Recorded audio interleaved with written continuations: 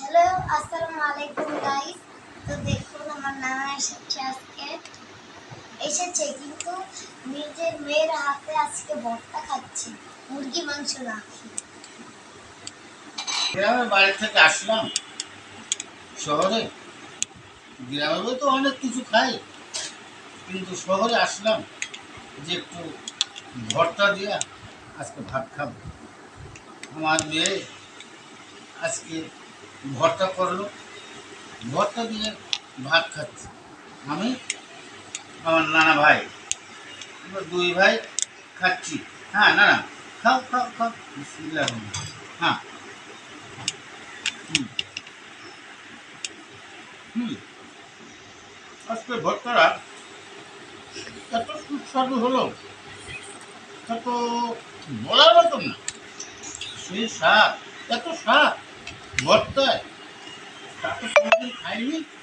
হ্যাঁ, আজকে কি খাইলাম, যে ভর্তায় কত স্বাদ। হ্যাঁ, তো গাইস, আমি আজকে আপনার সাথে একটা কথা শেয়ার করি। আমার নানার জন্য একটা পাত্রী দরকার। আপনারা অবশ্যই একটা পাত্রী খুঁজে দিন। হুম আপনাদের কাছে যদি একটু ভালো পাত্রী থাকে তাহলে অবশ্যই কমেন্ট করে জানাবেন।